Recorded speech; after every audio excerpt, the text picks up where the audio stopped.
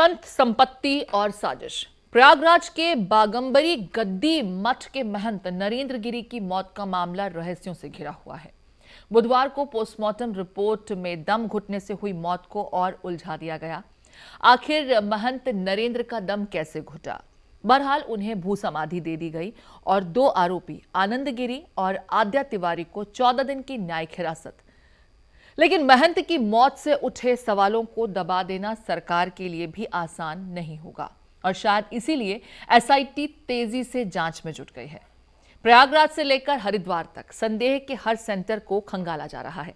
हर शख्स को शक की निगाह से देखा जा रहा है। लेकिन बड़ा सवाल यही है कि आखिर महंत नरेंद्र गिरी ने अपने ही शिष्य पर ऐसा शक क्यों जताया?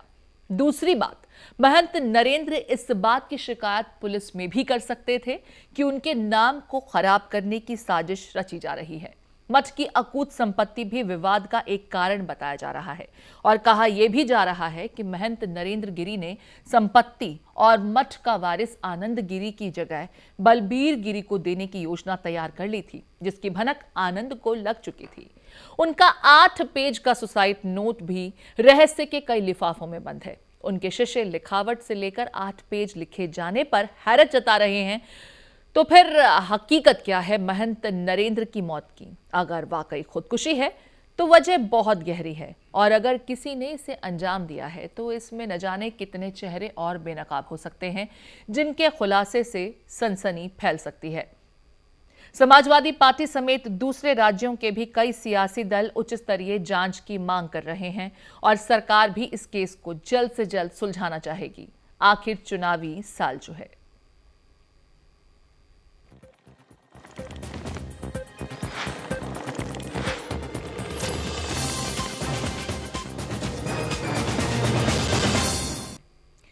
तो बड़ी बहस की इस खास पेशकश संत संपत्ति और साजिश में आपके साथ मैं हूं प्रीति पांडे। सहारा प्रणाम।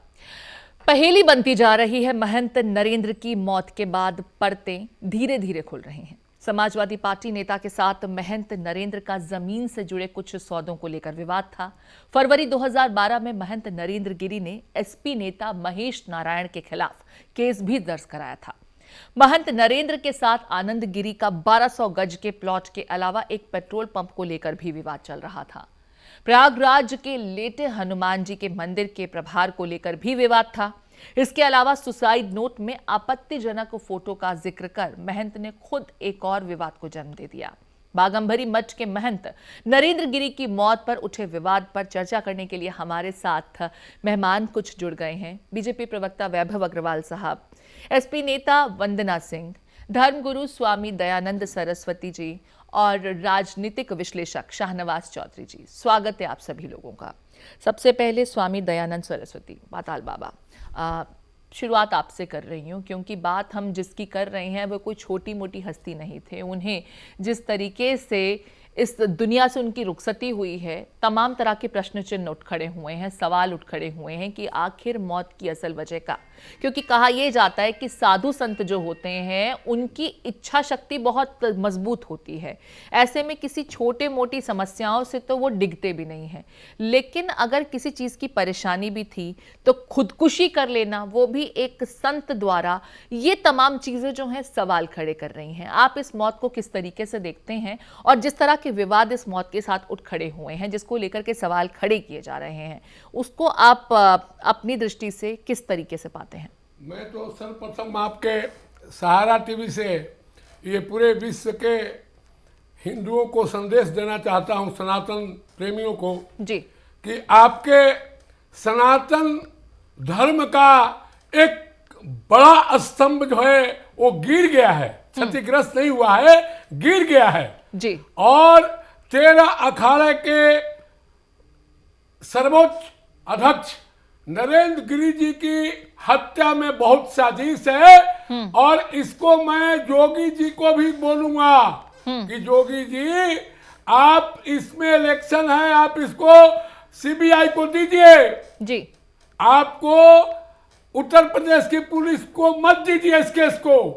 प्रथम मैं मुख्य न्यायाधीश जी से ये अपील करता हूं आपके सहारा टीवी के तरफ से कि मैं विश्व हिंदू महासभा का महामंत्री हूं, उस लिहाजा से हमारे सबसे प्रिय न्यायाधीश जी सीजे चीफ जज इंडिया इस पर संज्ञान लेकर के और इसको सीबीआई को अपने हाथ में लेकर के देना चाहिए। स्वामी जी, सनातन धर्म की क्षति है, स्वामी जी, साधुओं की क्षति है, स्वामी जी, और सनातन धर्म का स्वामी जी, आप महंत नरेंद्र गिरी की मौत को सीधे हत्या करार दे रहे हैं। सर, इसके पीछे मैं वजह जानना चाहती हूँ।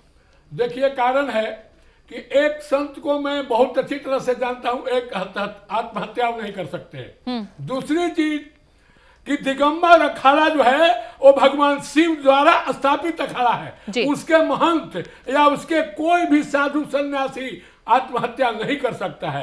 ऐसा ट्रेनिंग हमारे साधुओं में है। देखिए, मैं नाथ संप्रदाय का अवधूत हूं जी। हम में होता है खोराट, विराट, सम्राट, तब अवधूत होता है। अवधूत हम लोग सभी बातों को जानते हैं। अब देखिए, इनके ऊपर अगर ऐसा था प्रभाव और मुख्यमंत्री से तत्काल बातचीत भी हुई है, तो उसमें क्यों नहीं अपना बोले कि हमको जान का खतरा है। इसीलिए उस लेटर पर संशय जाता है हमको कि वो मुख्यमंत्री से डायरेक्ट मिलते थे। बिल्कुल। और मैं कह रहा हूं कि जब मिलते थे तो वो ऐसा डरपोक नहीं थे कि इस भावना को नहीं कर सकते थे। और उनके पीछे आपको राजकीय पुलिस है और केंद्रीय पुलिस भी है और एक सबसे बड़ा वो अध्यक्ष थे भारतवर्ष के ही नहीं, पूरे सनातन धर्म अखाड़ा सनातन धर्म का मेन नींव है, जिसको चलिए, तो आप कह रहे हैं कि जब मुख्यमंत्री तक से उनकी पहुंच थी, उनकी मुलाकात तक हो रही थी, बातचीत हो रही थी, उसके बावजूद अगर इस तरह की किसी चीज को लेकर के उनको डर था, तो वो तो सीधे अपने डर को जाहिर कर देते और मुमकिन है कि मामले की जांच होती तो उन्हें जो न्याय या इंसाफ चाहिए था वो मिल जाता आसानी से। एक और मैं बोलना चाहता हूँ, एक अलग घोषणा करना चाहता हूँ।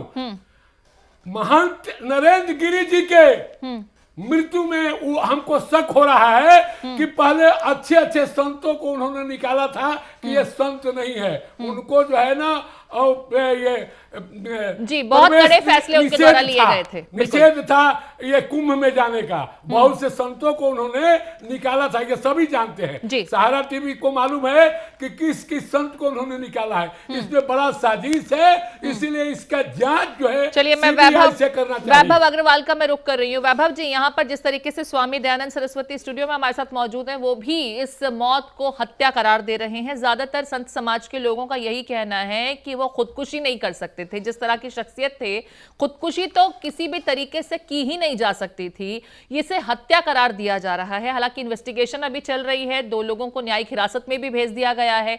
बावजूद इसके, हालांकि इन्वेस्टिगेशन का मैटर है, लेकिन जिस तरीके से हत्या की बात कही जा रही है, आप इसको किस तरीके से देखते हैं और यहां से आप इन्वेस्टिगेशन को आगे कहां जाता पा रहे हैं?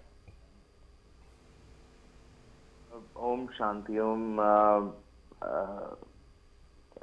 भारतवर्ष को एक बड़े संत का धक्का लगा है और हम सभी अभी इस चीजों से उभर नहीं पा रहे हैं कि क्या हुआ, कैसे हुआ, कब हुआ, कहाँ हुआ।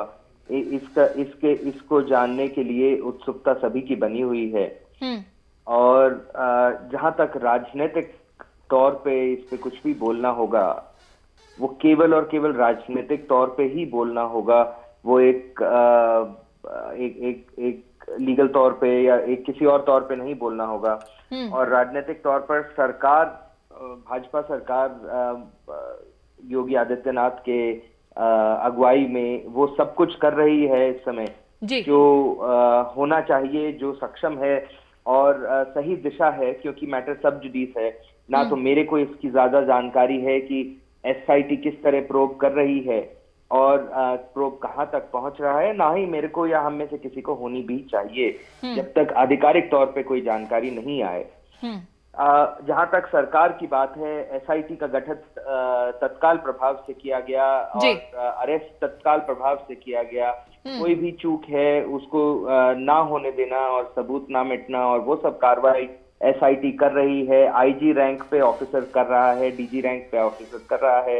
एडमिनिस्ट्रेटिव तौर पे जहाँ पे एसआईटी है वहाँ पे। वैभव जी, हालांकि आप अभी इन्वेस्टिगेशन की बात कर रहे हैं और बहुत जल्दबाजी होगा कुछ भी कहना, लेकिन विपक्ष ने बीजेपी सरकार के ऊपर, जो प्रदेश की सरकार है, उसको लेकर के भी सवाल खड़े किए हैं।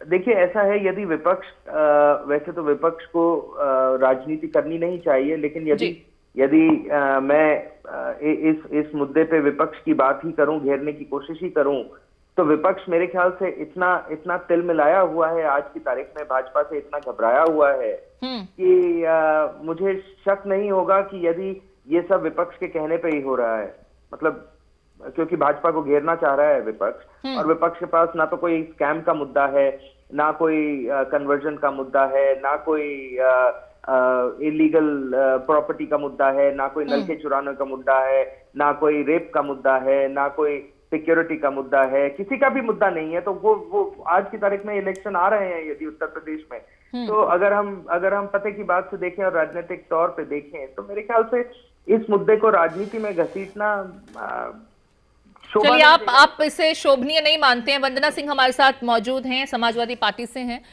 वंदना जी, यहाँ पर जिस तरीके से वैभव अग्रवाल सीधे तौर पर कह रहे हैं कि राजनीति नहीं करनी चाहिए विपक्ष को, कम से कम इस मुद्दे पर पुलिस अपना काम कर रही है, इन्वेस्टिगेशन के लिए तुरंत ऑर्डर कर दिए गए हैं और सरकार खुद मॉनिटरिंग कर रही है, बाकायदा इन्वेस्टिगेशन को लेकर के एक फैक्ट्स के बारे में जानकारी खुद मंत्री रख रहे हैं। बावजूद इसके जब विपक्ष ये कहता है कि कहीं ना कहीं इसमें साजिश है और सीबीआई या फिर न्यायिक जांच होनी चाहिए, खास करके अगर अखिलेश यादव की बात की जाए तो उन्होंने सीधे तौर पर कहा था कि हाई कोर्ट के जज द्वारा इस पूरे मामले की जांच होनी चाहिए। आपका क्या कुछ कहना है? साजिश है तो इसके पीछे वजह आप क्या देखते हैं? देखिए, पहली चीज तो बहुत अफसोस की बात है ऐसा हादसा हुआ। दूसरी चीज, मैं खुद मिल चुकी हूँ महंत नरेंद्र गिरी जी से। जब भी मैं इलाहाबाद गई और मंदिर गई दर्शन करने, मैं 3-4 बार उनसे मिल चुकी हूँ और उनसे मिलने से ऐसा कभी भी एहसास नहीं हुआ कि ये इंसान इतना कमजोर दिल है और ये इतना कमजोर है। मैं भी इस बात को नहीं मानती हूँ कि उन्होंने आत्महत्या की है, लेकिन अब ये विषय जो है जांच का है, ये पुलिस के पास है, पुलिस जांच कर रही है। जब इस पर कोई फैसला आएगा पुलिस का, दूसरों का, तब हम इस पे कुछ और कहना उचित समझते हैं। लेकिन देखते हुए मुझे भी नहीं लग रहा है कि ये हत्या है। अभी आप देखें, कई संतों ने कहा, कई चैनलों पे संतों ने कहा कि उनको तो लिखना ही नहीं आता था, पढ़ना नहीं आता था। तो जो आदमी लिख नहीं सकता था वो अपनी जिंदगी खत्म करने जा रहा और बैठ के एक किताब लिख रहा है, 7-8 पन्ने, 10 पन्ने, जो भी उन्होंने लिखे। ये सब चीजें कुछ।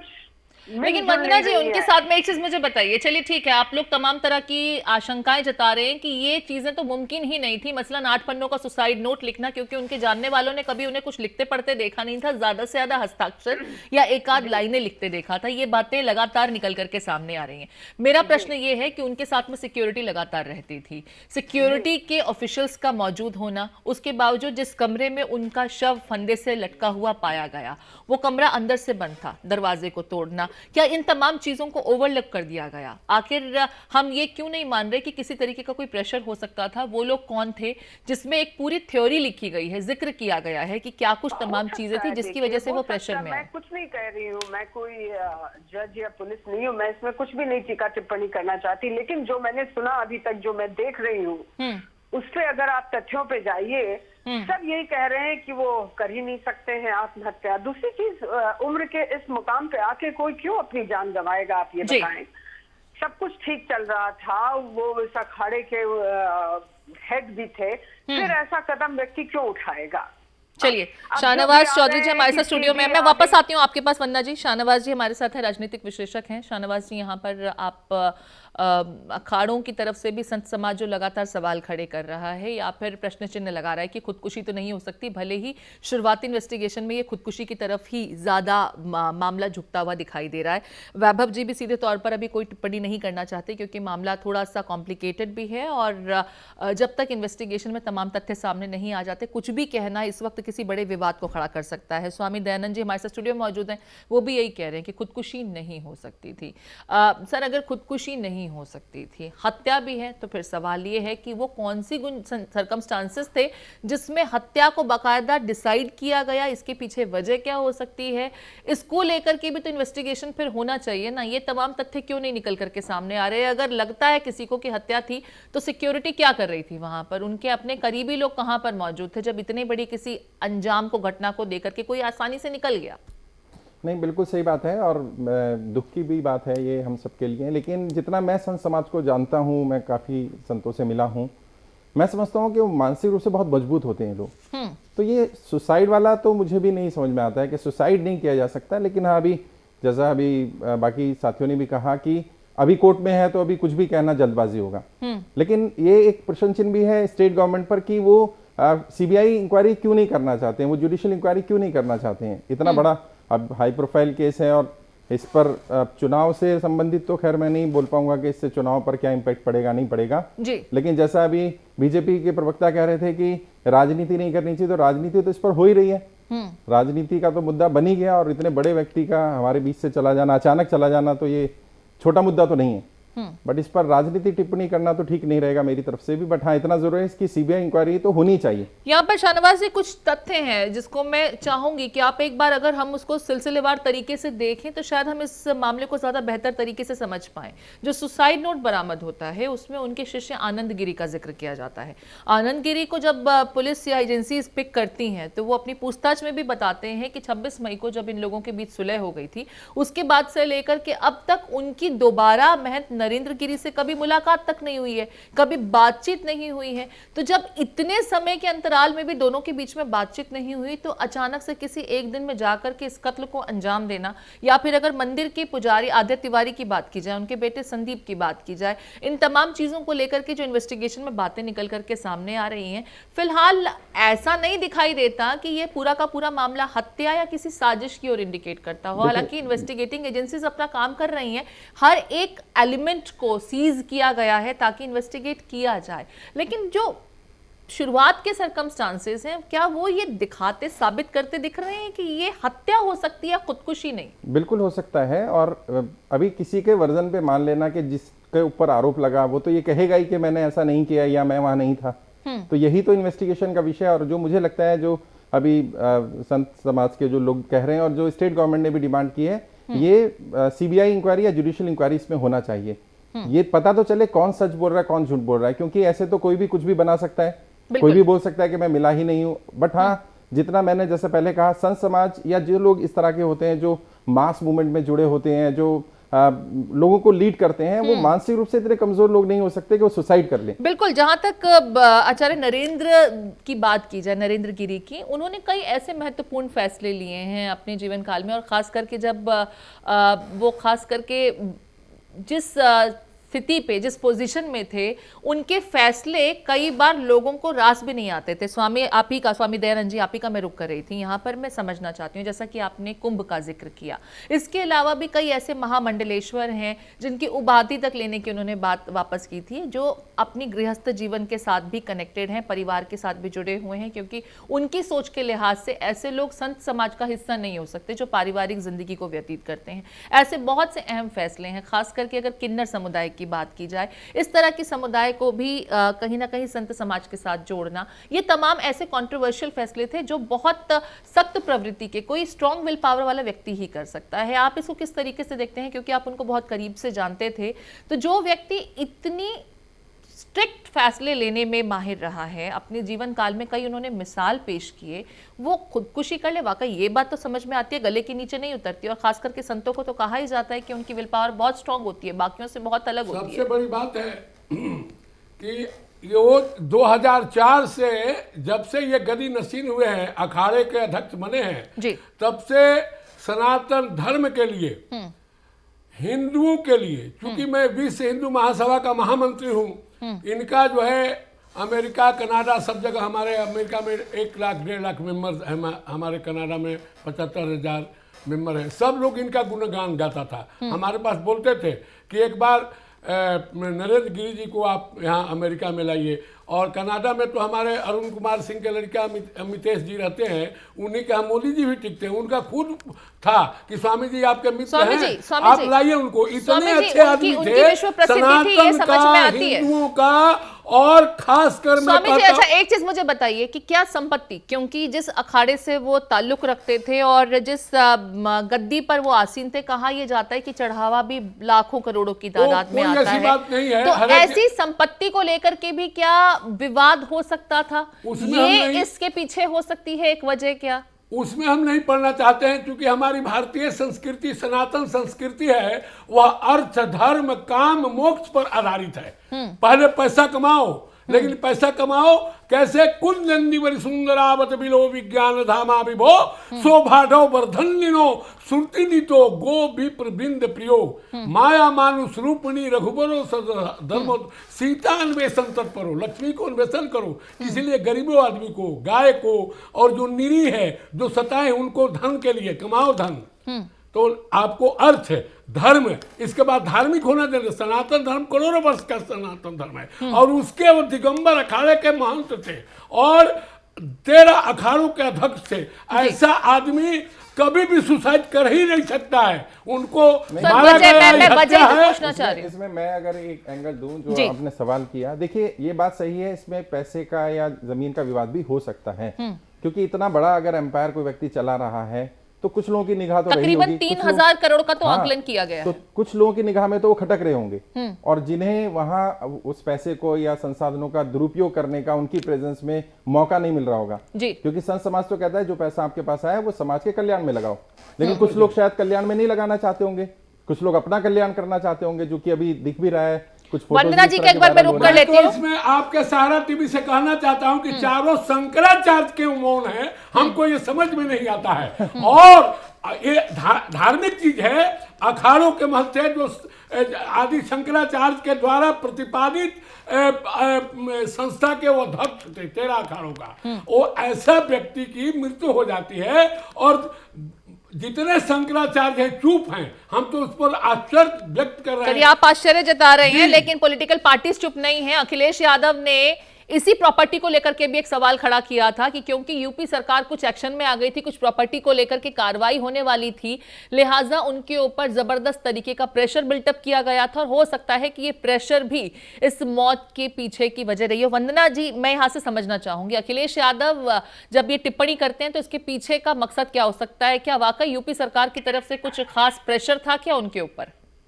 देखिए, सुनने में तो यही आ रहा था कि उनकी वहां पे बुलडोजर चलने वाली थी जी। दूसरी चीज देखिए, जो भी वजह, अगर ये सुसाइड है या हत्या, जो भी है, इसको आप कह लें आत्महत्या या हत्या, वजह इसमें पैसा और संपत्ति ही नजर आ रही, और मुझे कोई दूसरी वजह नहीं दिखती है। जब जैसे कि सब लोग कह रहे हैं 3000 करोड़ का यहाँ पे था, पूरी जितनी जायदाद थी, संपत्ति थी, पहला सवाल तो ये उठता है कि जब उनको वाई सिक्योरिटी मिली हुई है, वाई प्लस या जो भी सिक्योरिटी इतनी मिली हुई है, उसके बावजूद ऐसा कैसे हो गया? बिल्कुल, ये तो सवाल सीधे सरकार पे उठता है। सिक्योरिटी किसके अंडर में आती है? पुलिस आती है, उत्तर प्रदेश सरकार के अंदर। ये हो कैसे गया? केंद्र सरकार, उत्तर प्रदेश सरकार, सब लोग उनको मुहैया कराए हुए सिक्योरिटी। उसके वंदना जी, शाहनवाज चौधरी मेरे साथ स्टूडियो में मौजूद है, वो आरोप लगा रहे हैं राजनीति हो रही है इस पूरे मामले पर। ये तो राजनीति की बात है, किसी व्यक्ति के साथ कितनी भी सिक्योरिटी रख लें, आप घर में एक एक व्यक्ति को सुरक्षा नहीं दे सकते, इस बात को तो समझना ही पड़ेगा। शाहनवाज जी, लेकिन जिस व्यक्ति को सुरक्षा दी गई वही सुरक्षित नहीं रहा, उनके साथ इतना बड़ी घटना हो जाती है, किसी को कानों कान खबर तक नहीं रहती। मान लीजिए कोई व्यक्ति है और उसके साथ का व्यक्ति ही गलत काम में इन्वॉल्व हो जाए, तो एक एक व्यक्ति को तो सुरक्षा नहीं दी जा सकती। ये साजिश है, ये तो कोई भी किसी के साथ भी साजिश कर सकता है। वैभव अग्रवाल जी का रुख कर रही हूं, मेरे पास थोड़ा सा समय का अभाव है। वैभव जी, यहाँ पर समाजवादी पार्टी के नेता जो मेरे साथ स्टूडियो में भी मौजूद है, मेरे साथ जो लाइव में भी मौजूद है, वो भी सीधे तौर पर कह रहे हैं कि कुछ प्रॉपर्टी को लेकर के एक्शन होने वाला था, जिसको लेकर के लगातार खबरें आ रही थी। इसका क्या आप खंडन करते हैं, स्वीकार करते हैं? I can neither confirm nor deny.